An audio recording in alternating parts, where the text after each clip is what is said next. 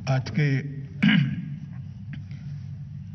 गरिमापूर्ण कार्यक्रम में मेरे साथ उपस्थित मेरे साथी श्रीमान नित्यानंद राय जी, अभी मंत्रिपरिषद में गृह मंत्रालय में जिन्होंने अपना जिम्मा संभाला है, ऐसे श्री अजय मिश्रा जी, भारत सरकार के गृह सचिव श्रीमान अजय भल्ला जी, DIB Shri Arvind Kumar ji, DG BSF Shri Rakesh Asthana जी, रॉ के चीफ श्री सामंत गोयल जी, आज जिनको यहां अपने कर्तव्य निष्ठा के लिए अलग अलग पदक मिले हैं, ऐसे वीर बलिदानी जवानों की परिवारजनों, जवानों, उपस्थित सभी अधिकारियों और बीएसएफ के बहादुर जवानों, आज मैं यहां सबसे पहले देश की सीमाओं की सुरक्षा के लिए जिन जवानों ने अपना सर्वोच्च बलिदान दिया है और बल की स्थापना से लेकर आज तक अपनी जान की परवाह न करते हुए अनेक विध यातनाओं, कठिनाइयों का सामना करते हुए बहादुरी के परिचय देते हुए जिन्होंने अपना सर्वोच्च बलिदान दिया है, उन सभी शहीदों को सलाम कर सैल्यूट कर मेरी बात की शुरुआत करना चाहता हूं, क्योंकि पूरा देश मानता है कि आप सजग बनकर अहर्निश देश की सीमाओं की सुरक्षा कर रहे हैं। आपके नाम मात्र से ही दुश्मन के दिल दहल जाते हैं, ऐसी ख्याति और कीर्ति आप लोगों ने प्राप्त करी है। इसी के कारण आज देश लोकतंत्र के अपनाए हुए विकास के रास्ते पर आगे बढ़ रहा है और दुनिया के नक्शे पर निश्चित रूप से भारत अपना जो स्थान अब मजबूत कर रहा है, उसमें आप सभी का योगदान बहुत महत्वपूर्ण और अग्रिम पंक्ति में है। तो उन बलिदानियों को कभी भुलाया नहीं जा सकता, उन योद्धाओं को, वीरों को भी भुलाया नहीं जा सकता जो आज भी -45 डिग्री टेम्परेचर हो या 44 डिग्री गर्मी हो, चाहे लद्दाख की सीमाएं हो, चाहे रेगिस्तान की गर्मी हो,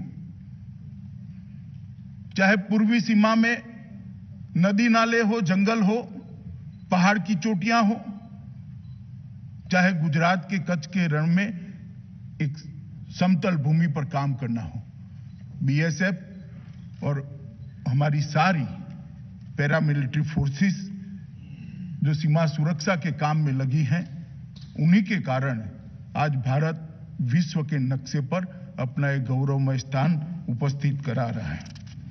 आज यहां मैं आया हूं तो स्वर्गस्थ रुस्तम जी के लिए मैं जरूर कहना चाहूंगा कि उन्होंने एक ऐसे बल की शुरुआत करी जिसने अपने पसीने से, अपनी निष्ठा से, मेहनत से, सजगता से और बलिदान से एक महान कीर्ति स्तंभ की रचना करी है, जो देश की सुरक्षा के लिए दूर दूर से, हजारों किलोमीटर दूर से दिखाई पड़ता है। ऐसा महान कीर्ति स्तंभ बीएसएफ ने बनाया है, वो हम सब के लिए गौरव की बात है। 65 की लड़ाई के बाद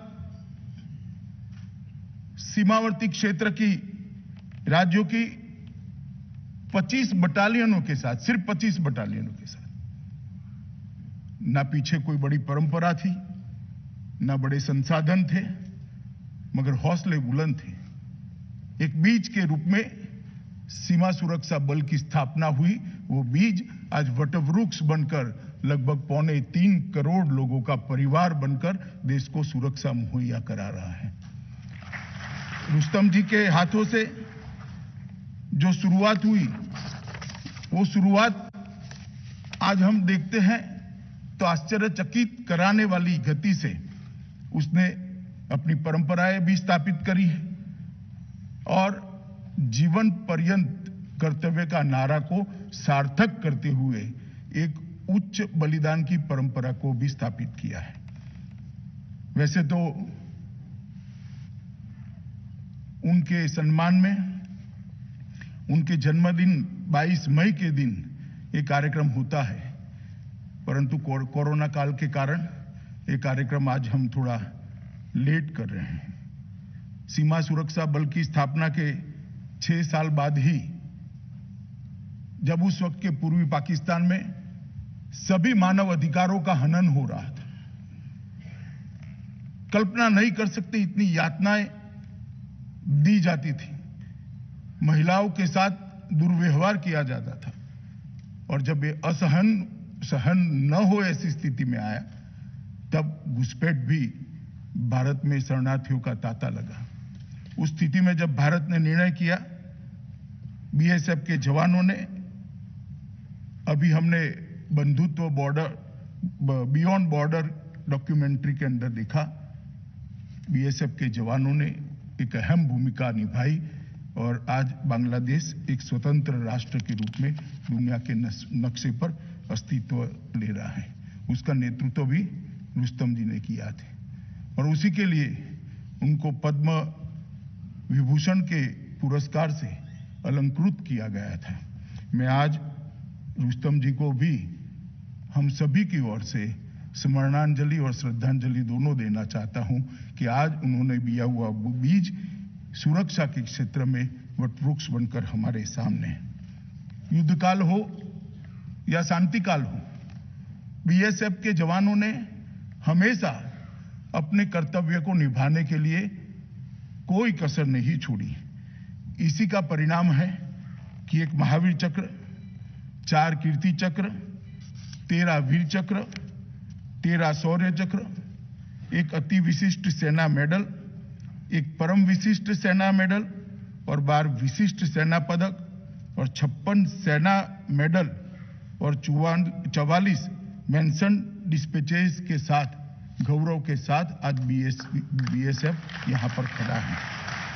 और मैं मानता हूं कि पदक केवल एक्नॉलेजमेंट होता है, परंतु वीरता और बलिदान का जज्बा जो आपके अंदर देशभक्ति और देश की सुरक्षा के प्रति आपका कर्तव्य का जो भाव है, वहीं से होता है। मगर कई बार जब कोई जवान सीमा पर लड़ते लड़ते अपने प्राणों का बलिदान देता है और उसको पदक देने का, उसके परिवार को पदक देने का मौका आता है, तो गौरव सेना के, हमारी बीएसएफ के सेना के जवानों के परिवार का नहीं होता, पदक देने वालों का होता है कि जिनको ये मौका मिला कि एक शहीद के परिवार को शहीद के लिए पदक देने का मौका मिला। मित्रों,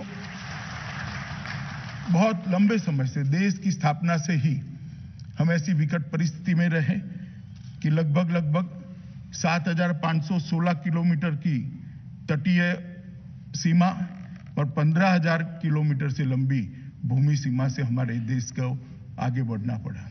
उसी वक्त जरूरत थी कि सीमा सुरक्षा के लिए बहुत शुरुआत से ही ध्यान देकर इसकी संरचना की जाए, मगर एक लंबे अरसे तक कोई मजबूरियां ही रही होगी, अन्य प्रायोरिटी के काम भी होंगे, मगर लंबे अरसे तक उस पर समग्रता से विचार नहीं हुआ। चाहे तटीय सीमा हो, चाहे भूमि की सीमा हो, उसकी सुरक्षा के लिए समग्रता से विचार करना बहुत जरूरी था। परंतु जब देश में अटल बिहारी वाजपेयी की सरकार बनी, तब इसको गति देने का काम हुआ। आगे पर भी जब जब देश में समय समय पर जरूरत महसूस की, ये सारे बल की स्थापना होती रही, इनको सुरक्षा मुहैया, उनको संसाधन मुहैया कराए और आगे बढ़ाने का काम हुआ। परंतु अटल जी की सरकार में पहली बार वन बॉर्डर वन फोर्स की सिद्धांत को एक्सेप्ट किया गया और इसका एक स्ट्रक्चर्ड खाका शुरू हुआ।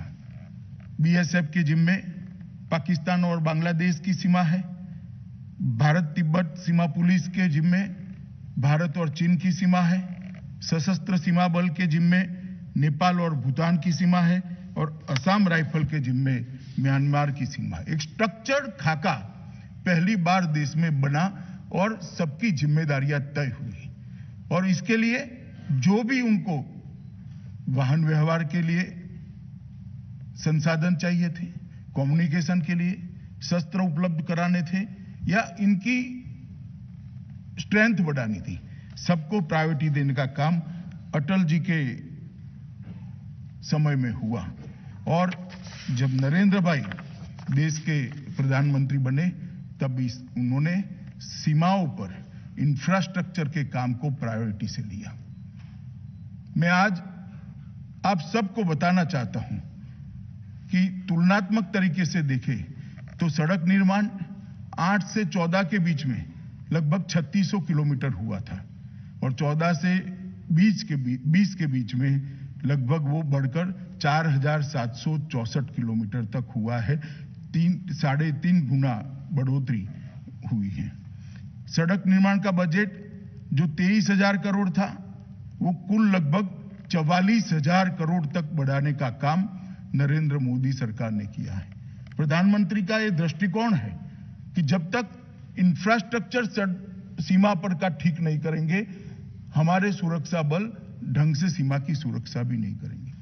जब तक इंफ्रास्ट्रक्चर ठीक नहीं करेंगे, वहां से पलायन होती रहेगी और वहां पर अगर आबादी नहीं है तो सीमा की सुरक्षा करना बहुत कठिन हो जाएगा।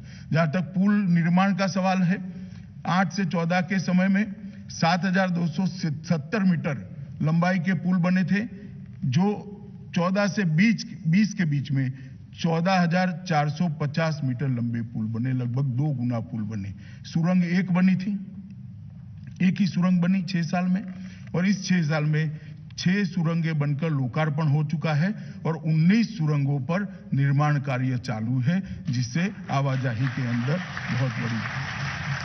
सड़कों के रिसरफेसिंग की बात है, प्रतिवर्ष 170 किलोमीटर की स्पीड से 6 साल में हुआ, 8 से 14 में और 14 से 20 में प्रतिवर्ष 170 की अपेक्षा 380 किलोमीटर के आसपास रिसरफेसिंग का काम हुआ। और भारत चीन सीमा पर कटिंग फॉर्मेटिंग की रफ्तार प्रतिवर्ष जो 230 किलोमीटर थी, वो रफ्तार को बढ़ाकर 470 किलोमीटर तक ले जाने का काम किया। इसके साथ साथ गैप्स भरने की बात होती, चाहे फेंसिंग हो, छोटे छोटे गैप्स बने थे। किसी का आशा नहीं होगा गैप्स छोड़ना, मगर 200 किलोमीटर की फेंसिंग आप ठीक से बना देते और बीच में 1.5 किलोमीटर का गैप रह जाता है, तो 200 किलोमीटर की फेंसिंग का सुरक्षा की दृष्टि से इतना उपयोग नहीं है। गैप्स को फिलअप करने के लिए भारतीय जनता पार्टी की नरेंद्र मोदी सरकार ने हर एक जगह पे गैप्स को ढूंढकर, जहां बात करनी थी, जहां संवाद करना था, कुछ अड़चनें थी, कुछ एडमिनिस्ट्रेटिव अड़चनें थी, कुछ पड़ोसी देशों से बातचीत करनी थी, सारी अड़चनों को दूर कर मैं आपको भरोसा दिला सकता हूं कि 2022 के पहले हमारी फेंसिंग में कोई भी गैप नहीं रह जाएगा। ये बहुत बड़ा काम हुआ है, करने में छोटा है। जो टोटल फेंसिंग हुई है, इसके 3% भी नहीं होगा, मगर 97% को बेकार करने वाली ये चीज थी 3%, क्योंकि ये 3% गैप ही घुसपैठ करने के लिए बड़ी संभावनाओं को छोड़ता है। तो इस पर ध्यान से काम करा गया और इसके अलावे आईटीबीपी की 47 नई सीमा चौकियों को बनाया, 12 स्टेजिंग कैंप बनाए, आईसीबीआर 2 के तहत 683 किलोमीटर लंबी 32 सड़कों को और मंजूरी देने का काम किया और इसके साथ साथ ढेर सारी सरकारी योजनाओं को सीमा पर प्रायोरिटी देने के लिए हमने शुरुआत करी। भारत सरकार की कोई भी योजना हो, सीमांत गांवों में हमने उसको प्रायोरिटी से लगाने के लिए काम करा और ये सारे हमारे बॉर्डर सिक्योरिटी करने वाले पैरामिलिट्री फोर्सेस है उनको भी नोडल एजेंसी बनाने का काम श्री नरेंद्र भाई के नेतृत्व में हुआ। आज सारे हमारे पैरामिलिट्री फोर्सेस, किसी को विधवा सहाय देनी है, गांव में घर में बिजली पहुंचानी है, शौचालय पहुंचाना है, पीने का पानी पहुंचाना है, आधार कार्ड देना है या स्वास्थ्य का कार्ड देना है, ढेर सारी योजनाओं को इंप्लीमेंटेशन के लिए वो जा रहे हैं। इससे गांव के साथ उनका संवाद भी हो रहा है और गांव में सुविधा बढ़ने के कारण वहां से पलायन भी रुक रहा है। चीजें छोटी है मगर बहुत महत्वपूर्ण है। मोदी जी के नेतृत्व में एक समग्रता से हमारी जो वास्तविकता है उसका एनालिसिस करते हुए इसके रास्ते खोजने का काम हुआ और एक सीमांत विकासोत्सव की शुरुआत हुई। कोरोना के कारण इसकी गति रुकी है। पहला सीमांत विकास उत्सव हुआ गुजरात के कच्छ में। वहां पर कच्छ की सीमा पर सटे हुए सारे गांवों के सरपंच, तहसील पंचायत के सदस्य, जिला पंचायत के सदस्यों को बुलाया गया, पंचों को बुलाया गया और उनके साथ उनके विकास के प्रश्नों को समझकर, मेरे साथ ग्रामीण विकास मंत्री भी आए थे और वहां पर प्रायोरिटी उनको देकर फिर कलेक्टर और गुजरात सरकार के चीफ सेक्रेटरी के नेतृत्व में सभी अधिकारियों को, चीफ मिनिस्टर भी उपस्थित थे। उसकी प्रायोरिटी सेट कराकर सीमा विकास उत्सव की शुरुआत करी, जिससे मुझे लगता है कि बहुत बड़ा गांव के विकास में फर्क पड़ेगा और गांवों से पलायन रुकेगा। और ये अपनी सीमाओं की सुरक्षा के लिए बहुत महत्वपूर्ण कदम है। बीएडीपी के लिए 2 वर्षों में लगभग 888 करोड़ रुपया आवंटित किया गया और मुझे कहते हुए हर्ष है कि उसका 100% क्रियान्वयन होने का काम चालू हो गया है। मुझे विश्वास भी है उसका 100% क्रियान्वयन होगा। इस प्रकार से हमने सीमाओं के क्षेत्र को मजबूत इंफ्रास्ट्रक्चर, गांवों को विकसित करना, गांवों में लोग रह पाए, आधारभूत संरचना के साथ साथ उनको बेसिक सर्विस मिल पाए, इस प्रकार का वातावरण प्रोवाइड करना और सभी पैरामिलिट्री फोर्सेस को एक अच्छा माहौल, उनकी रिक्वायरमेंट को समझना, उनको सशक्त करना और उनकी रिक्त पदों की भर्ती जल्दी करना। एक सुनियोजित प्लान के साथ हम आगे बढ़े हैं और मुझे लगता है कि इससे हमारे जवानों का हौसला जरूर बढ़ा है। मित्रों, ढेर सारे सीमा सुरक्षा बल के और पैरामिलिट्री फोर्सेस के कर्तव्य के लिए, उनकी जो फर्ज है उसके लिए ढेर सारे विद्वान अलग अलग मत व्यक्त करते हैं, अलग अलग प्रकार के मत होते हैं, मगर मेरे हिसाब से एक सीधा सरल वाक्य में उसको, उनके काम को व्याख्याहित करना है तो मैं इतना ही कहता हूं, सीमा सुरक्षा का मतलब है राष्ट्रीय सुरक्षा। इसके परे किसी को सोचने की जरूरत नहीं है। सीमा सुरक्षा ही राष्ट्रीय सुरक्षा, और जिस देश की सीमाएं सुरक्षित नहीं होती है वो राष्ट्र कभी सुरक्षित नहीं रह सकता है। जिस देश की सीमाएं सुरक्षित है वो राष्ट्र आराम से विकास के रास्ते पर, लोकतंत्र के रास्ते पर आगे बढ़ा जा सकता है। मित्रों, घुसपैठ, मानव तस्करी, गौ तस्करी, हथियारों की तस्करी, ड्रोन, ये सारी हमारे सामने चैलेंज है। अभी हमने देखा किस प्रकार के सुरंग बनाए गए हैं। ढेर सारी चैलेंजेस है, मगर मुझे पूरा विश्वास है अपनी पैरामिलिट्री फोर्सेस पर, उनकी सजगता पर और समयानुकूल बदलाव लाने की उनकी क्षमता पर। ये सारे चैलेंजों को पार कर हम हमारी सीमा सुरक्षा को सुनिश्चित करेंगे। हर चीज का जवाब होता है। जब समस्या की जानकारी होती है और उसको चुनौती को सामना करने का हौसला होता है तो समस्या नहीं रहती। हम उनसे 2 कदम आगे रहेंगे, इसका मुझे पूरा विश्वास है। मित्रों, बलों की नजर से बचने के लिए सुरंग बनाने का जो काम शुरू हुआ था, अस्ताना यहां बैठे हैं, बीएसएफ ने बहुत अच्छे तरीके से सुरंगें ढूंढकर उसका फॉरेंसिक साइंस की दृष्टि से एनालिसिस कराकर, कितने समय के पहले बनी थी, कितने लोग घुसे होंगे, ये सारी चीजों का एक वैज्ञानिक एनालिसिस कर एक बहुत अच्छे तरीके से उसका पूरा पर्दाफाश किया है और आगे न बन पाए इसके लिए भी हम बहुत आगे बढ़े हैं। एक पायलट योजना के रूप में CIBMS की जो शुरुआत की है, जो बॉर्डर पर बेहतर निगरानी रखने में बहुत सक्षम है, और तारबंदी जो हमारी बॉर्डर फेंसिंग हुई है उस पर ढेर सारे परिवर्तन भी कर रहे हैं। उसका एक नया मॉडल भी बन रहा है, जिसको काटना या जिसको तोड़ना बहुत दिक्कत होगी, और ढेर सारी चर्चा करने के बाद अब इसको स्वीकृत भी किया गया है। पूर्णतः चैलेंजेस को देखें तो ड्रोन के खिलाफ हमारी मुहिम बहुत महत्वपूर्ण आज के समय में होती है। ड्रोन के खिलाफ की प्रणालियों को विकसित करने के लिए डीआरडीओ और हमारी अन्य एजेंसियां लगी हैं। बहुत कम समय में मुझे भरोसा है कि ड्रोन विरोधी स्वदेशी प्रणाली के साथ हम सीमा पर अपनी तैनाती बढ़ाएंगे और इस खतरे को भी हम पार कर लेंगे। लगभग सुरक्षा बल ने 15 अरब रुपए के नारकोटिक्स को पकड़ा है, 4.5 करोड़ के सोना चांदी को पकड़ा है, 15 आतंकवादियों को मार गिरा है और लगभग 2000 आतंकवादियों को घुसपैठियों को पकड़ने का काम किया है। नक्सल विरोधी अभियान में भी पूर्वोत्तर राज्यों की सीमा सुरक्षा में भी बल ने बहुत अच्छा काम किया है, मगर हम सब ने इस चैलेंज को भी स्वीकार करना पड़ेगा कि सरहद की उस पार से अब भविष्य में आर्टिफिशियल इंटेलिजेंस और रोबोटिक टेक्निक का भी उपयोग होने की संभावना हो सकती है। ड्रोन के खिलाफ तो हम सारे R&D के प्रोजेक्ट को बहुत बल देकर आगे बढ़ा रहे हैं, परंतु इसके लिए भी एक दीर्घकालिक योजना बनानी पड़ेगी। प्रधानमंत्री जी ने पुलिस निर्देशकों के 2020 के सम्मेलन में एक सुझाव दिया था कि इसके लिए हैकेथॉन किया जाए।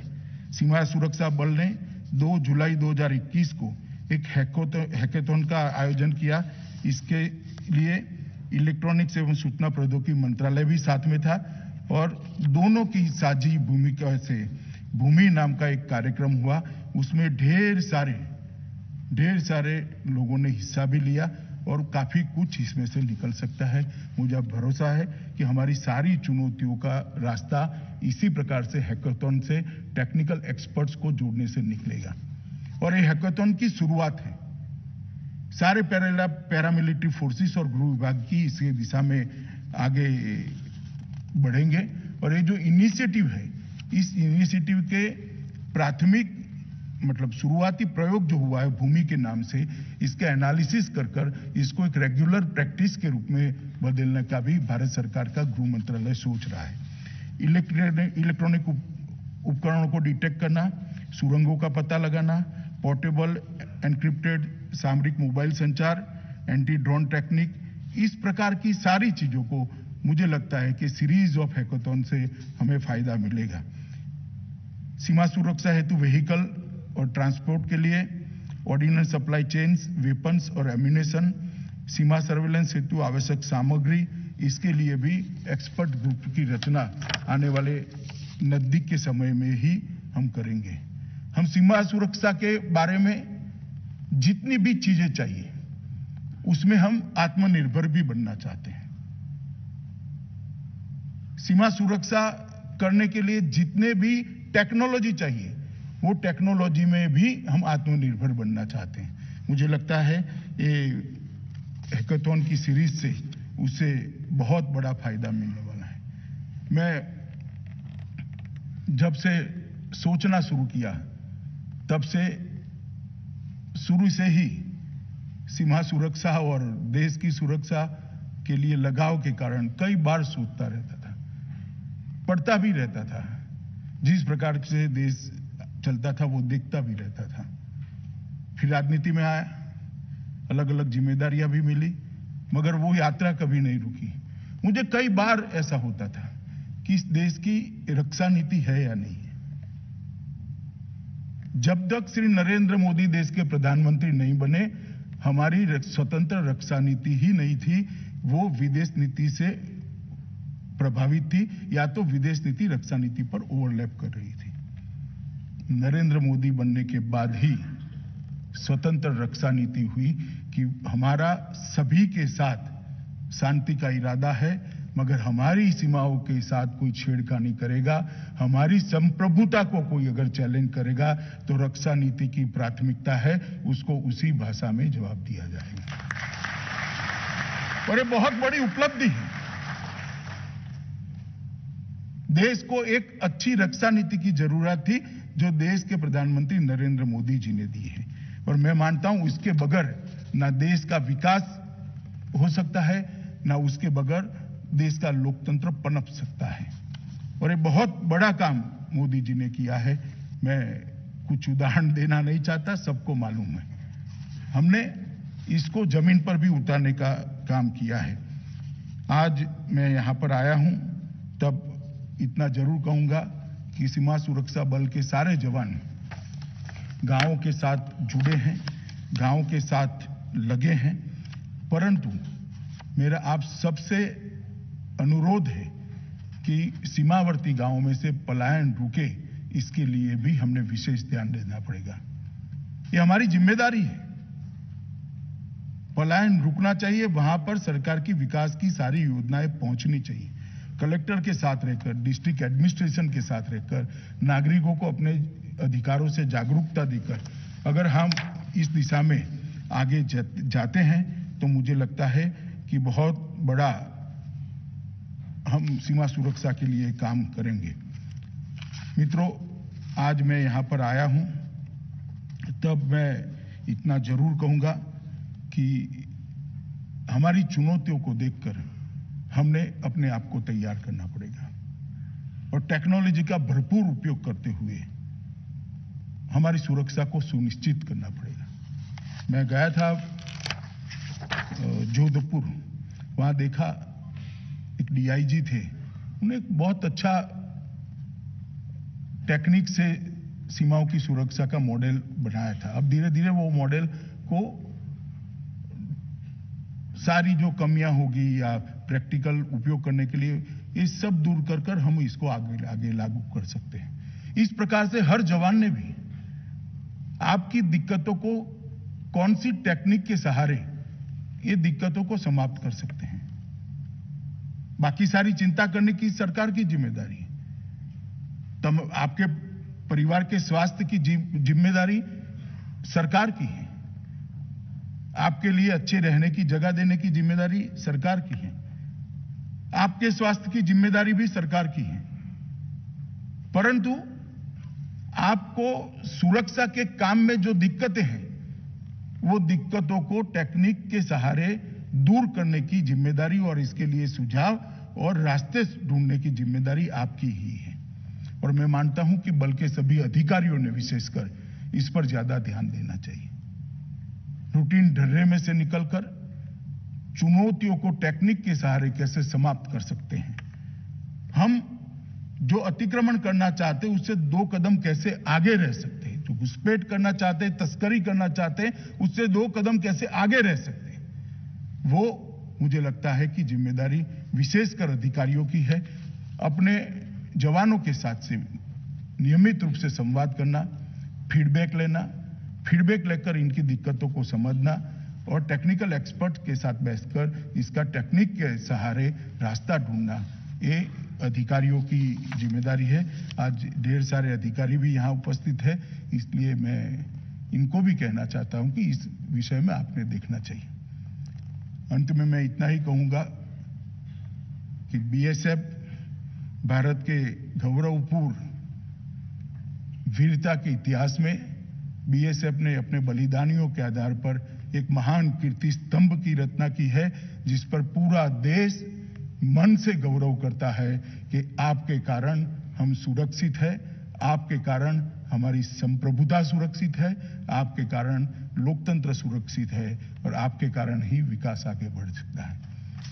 तो आज फिर से श्रीमान रुस्तम जी और सभी बलिदानियों को श्रद्धांजलि देकर मैं मेरी बात को समाप्त करता हूं और अस्थाना जी और उनके नेतृत्व में सारे अधिकारी और बीएसएफ के हर एक जवान को बहुत बहुत शुभकामनाएं देकर मेरे वक्तव्य को समाप्त करता हूं। भारत माता की जय।